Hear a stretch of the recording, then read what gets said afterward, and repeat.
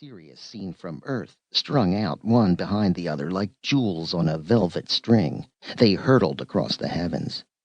They were the 6 ships on which the original Loire Valley Frenchmen had sailed out into space, seeking a new home on a new planet. They had been put into an orbit around New Gaul and left there while their 30,000 passengers had descended to the surface in chemical-fueled rockets. Mankind, once on the fair and fresh earth of the new planet, had never again ascended to revisit the great ships. For 300 years, these 6 ships had circled the planet known as New Gaul, nightly beacons and glowing reminders to man that he was a stranger on this planet. When the Earthmen landed on the new planet, they had called the new land Le Beau Pays, or, as it was now pronounced, Le Bopfe, the beautiful country. They had been delighted, entranced with the fresh new land. After the burned, war-racked Earth they just left, it was like coming to heaven. They found 2 intelligent species living on the planet, and they found that the species lived in peace and that they had no conception of war or poverty, and they were quite willing to receive the Terrans into their society, provided, that is, they became integrated, or, as they phrased it, natural. The Frenchmen from Earth had been given their choice. They were told, "You can live with the people of the beautiful land on our terms, war with us, or leave to seek another planet." The Terrans conferred.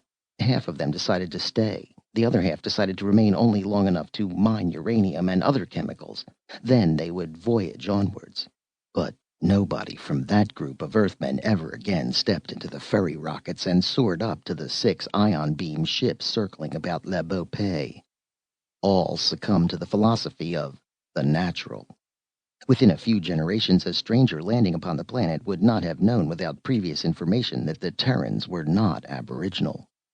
He would have found 3 species. 2 were warm-blooded egg-layers who had evolved directly from reptiles without becoming mammals. The Sacerors and the Amphibs. Somewhere in their dim past, like all happy nations, they had no history. They had set up their society and been very satisfied with it since. It was a peaceful, quiet world, largely peasant, where nobody had to scratch for a living and where a superb manipulation of biological forces ensured very long lives, no disease, and a social lubrication that left little to desire. From their viewpoint, anyway. The government was nominally a monarchy. The kings were elected by the people and were a different species than the group each ruled. Saceror ruled human, and vice versa, each assisted by foster brothers and sisters of the race over which they reigned. These were the so-called dukes and duchesses. The Chamber of Deputies, le Soyaptatapfuti, was half human and half Saceror. The so-called kings took turns presiding over the chamber for 40-day intervals. The deputies were elected for 10-year terms by constituents who could not be deceived about their representatives' purposes because of the sensitive skins which allowed them to determine their true feeling and worth. In one custom alone did the ex-Terrans differ from their neighbors.